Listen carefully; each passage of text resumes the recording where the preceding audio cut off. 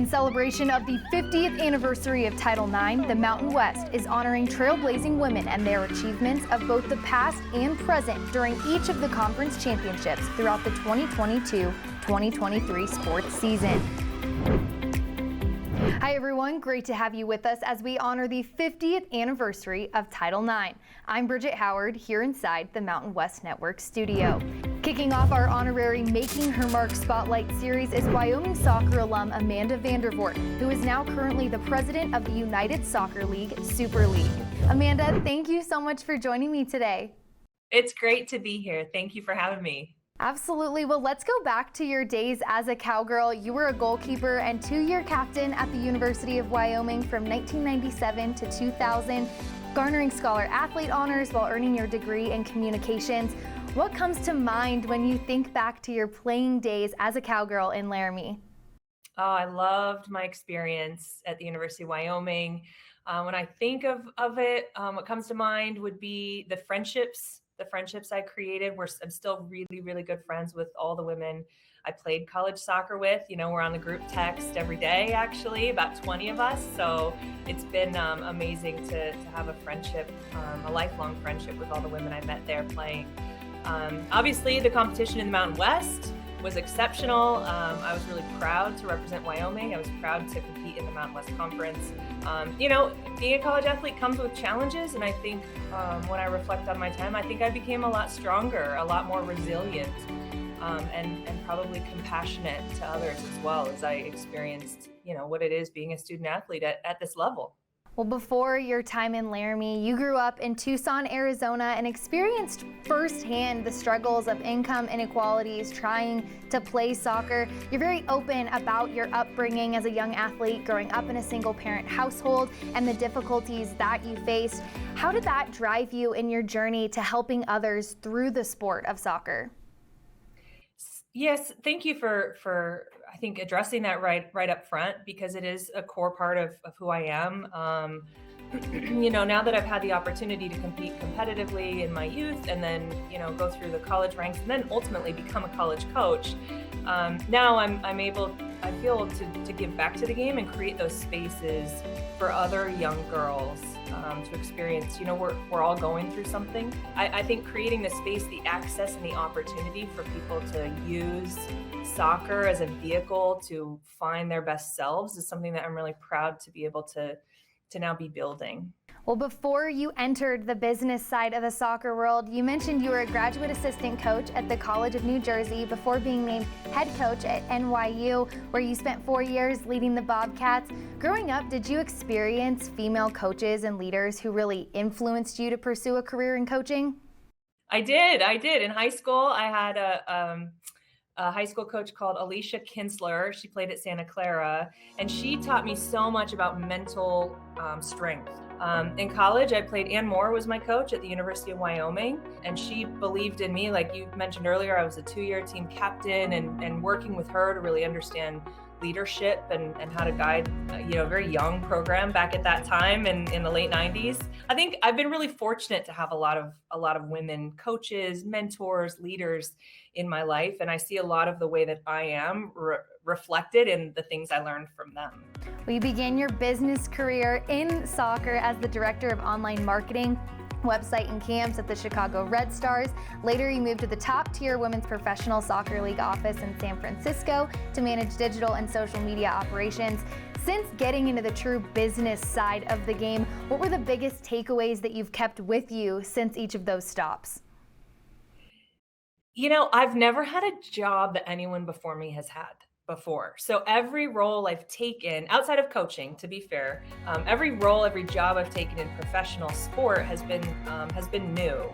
And so what I've taken from that is, I mean, women's sports is new, and we can create and grow, you know, our own space, as well as women in sport more broadly, because I was at Major League Soccer for 10 years being brave, having confidence in yourself when sometimes you're charting new paths, but also that you don't have to be in a box of expectation, but thinking outside of the box and coming up with new ways, new creative ideas, how to grow and build are things that I've learned along the way, and things that I would encourage and inspire others to think about on their journeys too. How empowering is it for you when you're taking on a new role that no one has done before in a male-dominated industry? How empowering is that when you are heading up that charge? Yeah, I mean, in the moment, sometimes it doesn't feel empowering. It's really sometimes quite difficult to be the only woman at the table, in the boardroom. But I know that when I see women walk by and they see me at that table, they know they can be there in the future. Diversity of thought in leadership is a critical component to success of any organization in any industry. So, that's not just having women at the table, that's having all elements of diversity and inclusion and belonging represented in those conversations. And so, I hope that that's part of how, what I bring to the table when I'm in those meetings is not just the voice of a woman who played in the Mountain West Conference at the University of Wyoming, but also opening people's eyes to an influence from others who may not have traditionally had voices in those spaces before. Well, you've held a number of high-level positions at some of the most recognizable brands across the world, with stops along the way at FIFA as a women's football development consultant, and spent almost 9 years with the MLS in a multitude of roles, like you mentioned, before landing at your last position as the Chief Women's Football Officer at FIFA Pro. What do you want your journey to show young girls who have that same eagerness and want to have that same success that you've had? It's never been about success. For me, it's always been about impact.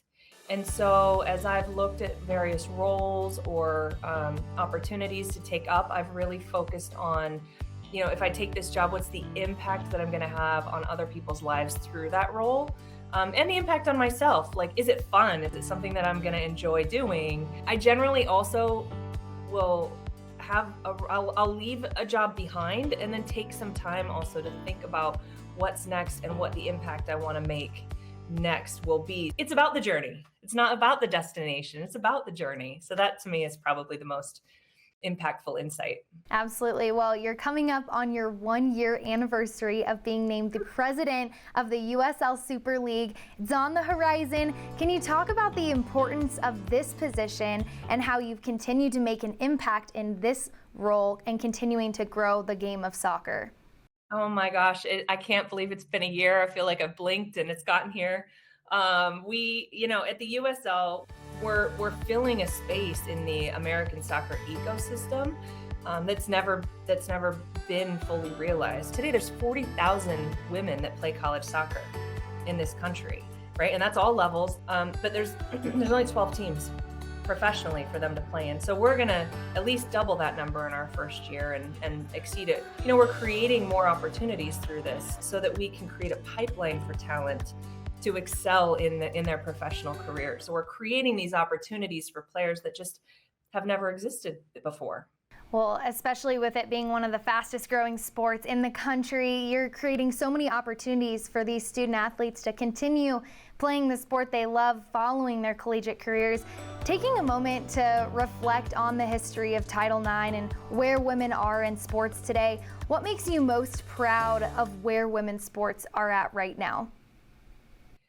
Yeah, reflecting on Title IX. I mean, I'm so fortunate at the commitment that University of Wyoming made back in the 90s that gave me, in the 70s with the establishment of Title IX. But I was a child of the 90s, and Wyoming was a really young program when I started. Sports today and women's sports today, we're seeing more investment in sponsorship. We're seeing more fans come to games. We're seeing more, the visibility and profile of women's sports broadly is rising. For me, the thing that I'm most proud of that is the change in culture, the change in acceptance that women are and can be professional athletes, collegiate athletes, elite youth athletes, and they deserve to be there. Well, Amanda, you've had such a remarkable journey, and we are so glad to be able to amplify your success and honor your achievements as a part of this 50th anniversary of Title IX. Thank you so much for joining me today. Thank you so much for having me. This is great. That's Amanda Vandervort, Wyoming women's soccer alum who is continuing to make her mark. From the Mountain West Network studio, I'm Bridget Howard.